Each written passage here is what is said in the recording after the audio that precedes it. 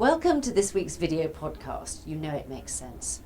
Well, not surprisingly, the week was dominated by the issue of security and how Britain can best respond to the terrorist threat.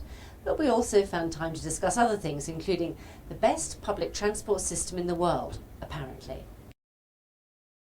We began the week by discussing whether now's the time to introduce profiling for airline passengers. Some people, like the former Metropolitan Police Chief John Stevens, think that air security should target those who match the racial or physical profile of most terrorists. But there's no guarantee that would make us safer. Indeed, it might, as another senior officer argues, just demonise the one community we need to have on side. Emily was joined from California by Heather McDonald from the centre-right US think tank, the Manhattan Institute, and by Ali Desai, one of the most senior Muslim officers in the Met and the legal advisor of the National Black Police Association. I don't think there is a stereotypical image of a terrorist. I mean, Timothy McVeigh, the Oklahoma bomber, would have certainly gone through the security system because he was a white male, and so would have John Walker Linder, who, if you remember, was born in Washington, went to Afghanistan and trained as a Taliban fighter. Now, clearly, we cannot simply lose sight of the fact that terrorists come in all sorts of shapes and sizes. Even more recently, for example, if you look at the Chechnyan criminals who portrayed they were Muslims, they were all white, none of them were Arabs, none of them were Asians, and they caused atrocities to theatres and schools in Chechnya, and in fact there were women too amongst them. So those issues are really, really very important to bear in mind. Heather McDonald, what does a terrorist look like?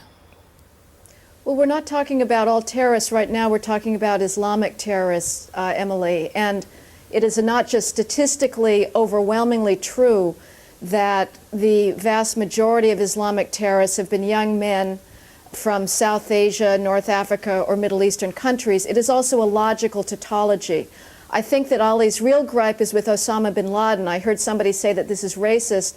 Osama bin Laden is the biggest racist. Until he calls on Jews and Catholics to join his jihad against Westerners and Americans, it is only logical and necessary for the police to look at Islamic people, because that is who Osama bin Laden has been calling upon to kill Americans. It's still disingenuous, though, as Ali Desai was explaining, to assume that we know what Islamic terrorists look like. We don't. Richard Reed, the shoe bomber, was white. One of the suicide bombers in London on 7/7 was a Jamaican-born convert. We don't know what a Muslim or an Islamic terrorist looks like anymore. Emily, I think that those are the outliers, and you have to use generalizations in law enforcement. If we had an infinite number of police resources, it would be fine to look at every single person identically. The fact is, though, is that I would say 95 to 97% of successful and intending Islamic terrorists have fit the profile of young Muslim men from a certain origin in the world. And again, I don't know where those. I certainly don't know where those figures. I don't know where those figures come from. We simply can't afford that. Let me just bring in Ali Desai. I don't know where those figures come from. What I can tell you that they are fundamentally skewed. What you're suggesting is that we should have a new offence in this country called travelling whilst Asian. That's unpalatable to everyone. It is communities which defeat terrorism, and what we don't want to do is actually alienate the very communities who's going to help us catch terrorists. But we're talking about using intelligence, aren't we? Yeah, and we can use intelligence, and the way someone looks like is clearly not intelligence. What my friend across the Atlantic is saying is, look, ignore me and my son and suspect me and my son, and that clearly cannot be the way that we move forward. You are alienating a community. If we were talking about if we're alienating, it's because Muslim leaders are not willing to say this is not a criminal offense. Having a possibly extra level of scrutiny in addition to behavioral characteristics is hardly a criminal offense. It is an inconvenience compared to the massive possible tragedy that we're trying to avert of thousands of deaths. You can't have it both ways. I submit that Ali would not believe that if a Muslim shrine was bombed.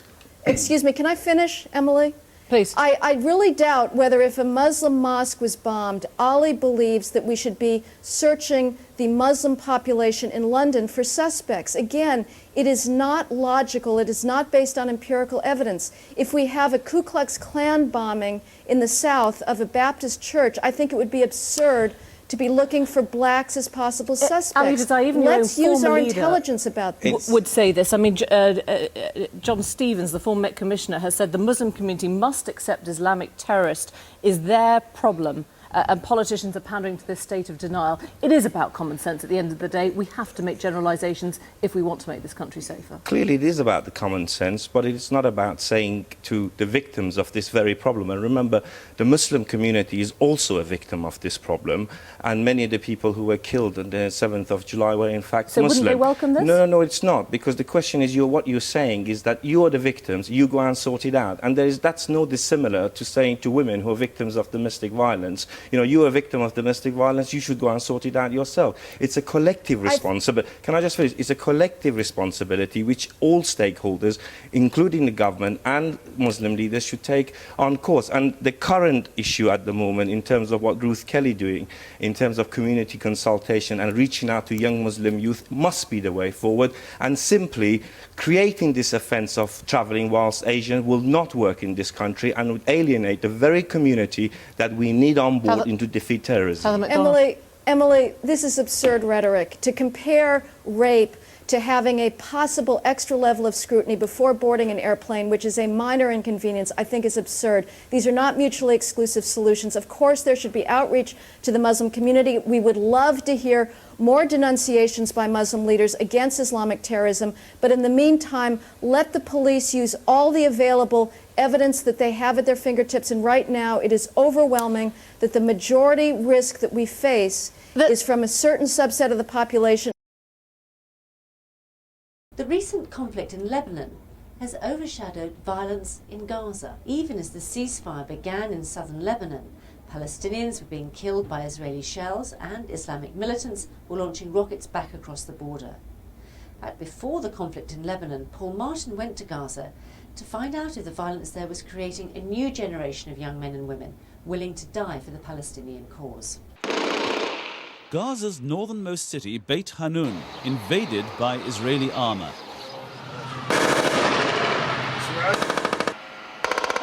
We're watching the battle unfold from the stairwell of a block of flats occupied by Abu Nassin al-Masri. He used to work inside Israel and says he still has Israeli friends who phone him up, but he's not encouraging his children to think in the same way. Is he afraid or not? He's not afraid. He's not afraid? Not afraid. Why not?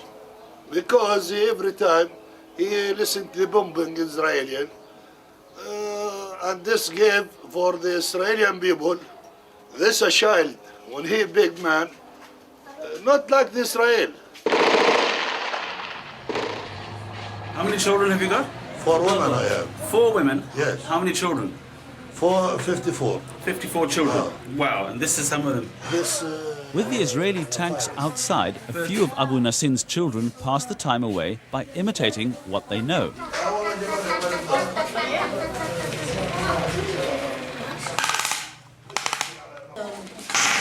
On this occasion, the tanks leave in the late afternoon after 5 hours, with no one dead in this part of town.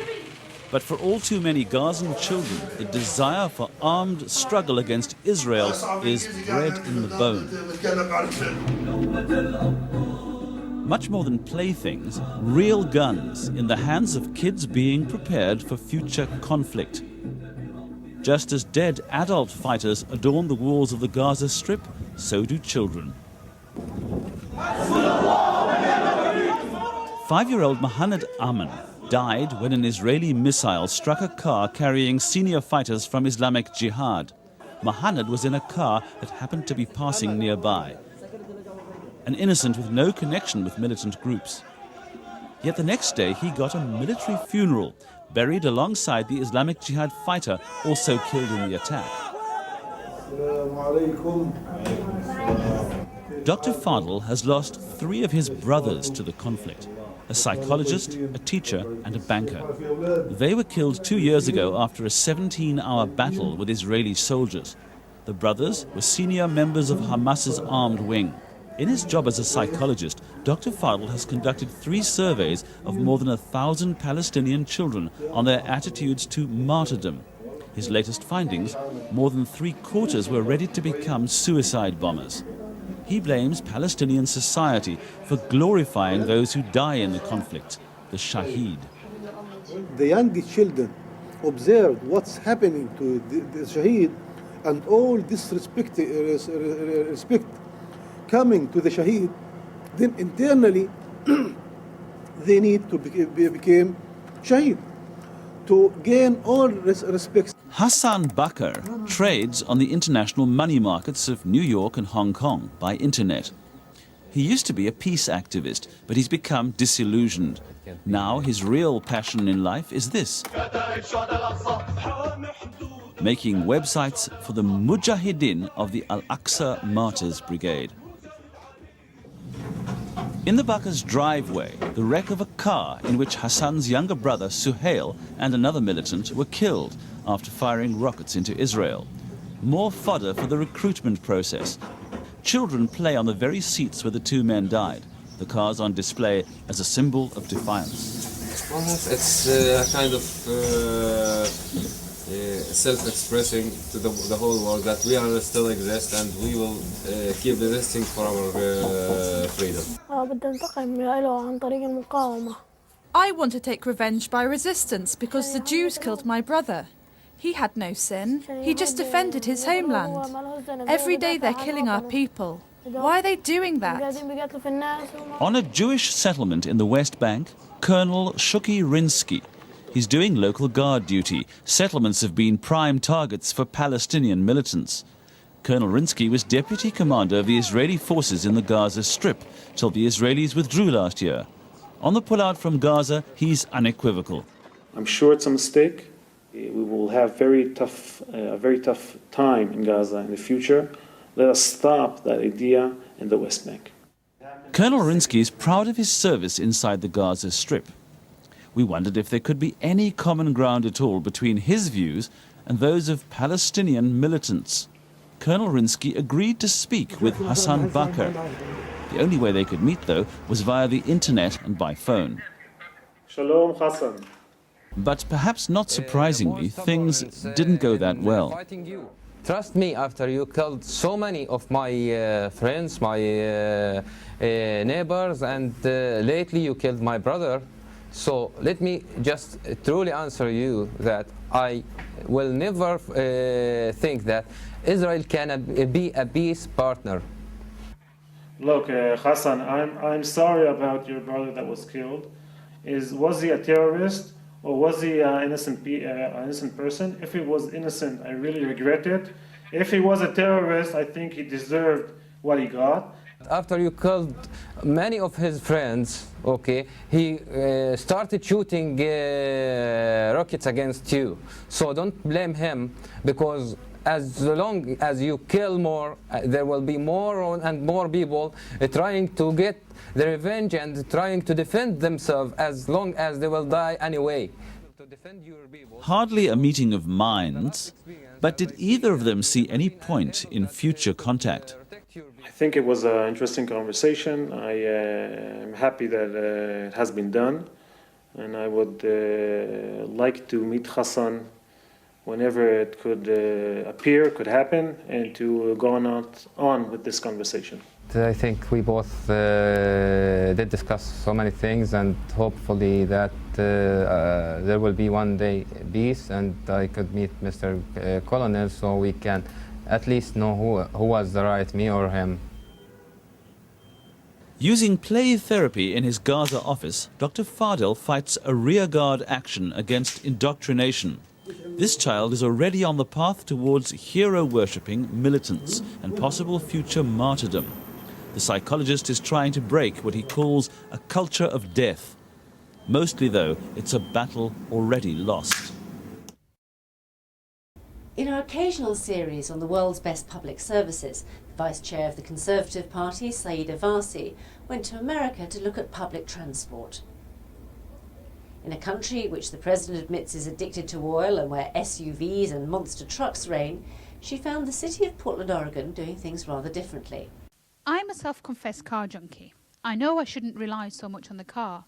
It's not good for me or the environment.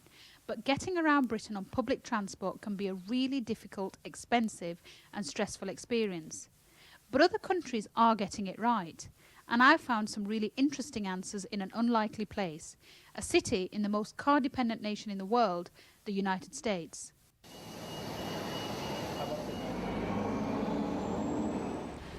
Over the last 10 years here in Portland, the use of public transport has gone up by 65%.